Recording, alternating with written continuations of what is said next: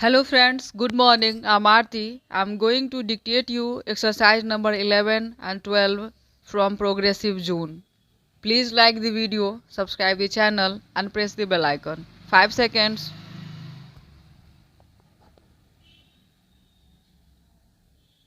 Start.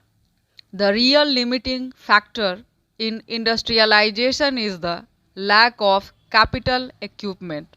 The difficulties are of getting the capital equipment and a special experience from those countries which happen to possess it and who have a surplus of it. How far it can be obtained. It is for you to calculate and the producing countries to decide. If it is not obtained quickly, the process of industrialization may be somewhat delayed, but it will go on. If it is considered right on the larger interest of the world that a country like India and other countries in the East should be industrialized, should increase and modernize agricultural production. It is in the interest of those countries that can help in this process to help the Asian countries with capital equipment and their special experience. But in doing so, it is to be borne in mind that no Asian country will welcome any such assistance if there are conditions attached to it which lead to any kind of economic domination. We would rather delay our development, industrial or other, than submit to any kind of economic domination by any country.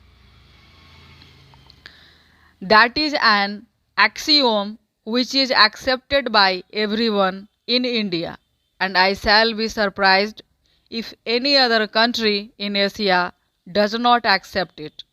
We want to cooperate in the fullest measure in any policy or program laid down for the world's good, even though it might involve the surrender in common with other countries if any particular attribute of sovereignty, provided that is a common surrender all round. But a long period of foreign domination has made the countries of Asia very sensitive about anything which might lead to some visible or invisible form of domination.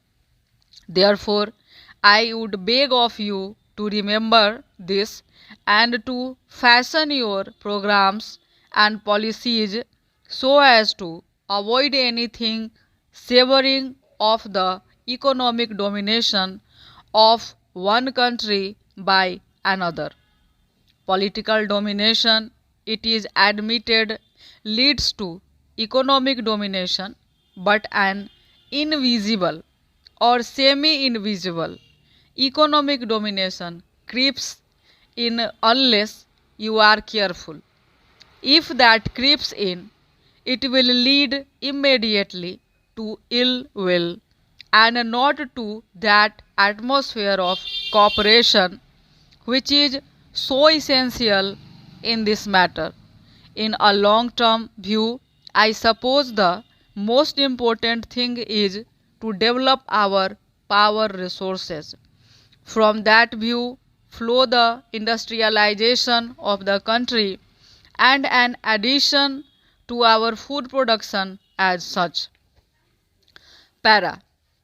Measures for land reform will not create the necessary impact unless implementation is sincerely and speedily undertaken and the inputs necessary for increasing production are supplied on time at reasonable rates and in adequate measure, particularly to the small and marginal farmers.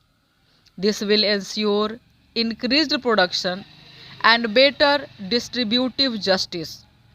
There is, however, little justification for confining such reforms to the rural sector only. The Monopolies and Restrictive Trade Practices Act appears to be a step in the right direction, but is not adequate.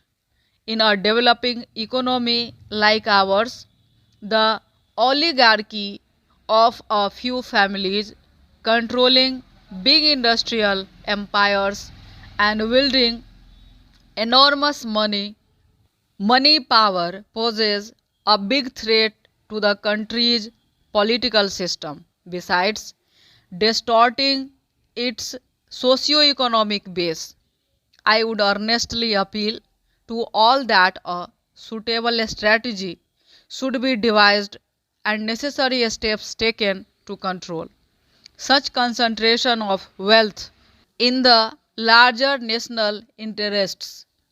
As a country that missed the forest industrial revolution and hardly caught up with the subsequent ones, India finds itself in the unenviable position of having to race against time in coping with the multifarious challenges of a population explosion and the rising expectations of its people. The war against poverty cannot be fought and won through a mere redistribution of the existing resources that are inadequate for feeding and providing jobs for the great mass of our people. We must create more national wealth through a balanced development of agricultural and industrial sectors for marching forward to new frontiers of true equality and prosperity for all sections of our people. Our plans for socio-economic development have created hopes among our youth and they look forward to a better life. Our youth, the nation's most valuable treasure, must not feel impatient or apprehensive of the future.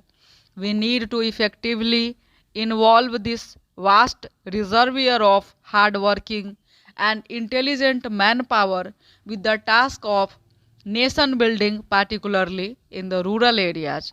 The draft sixth five-year plan sets out a new strategy for the creation of massive job opportunities through accelerated development of agriculture and cottage and small scale industries.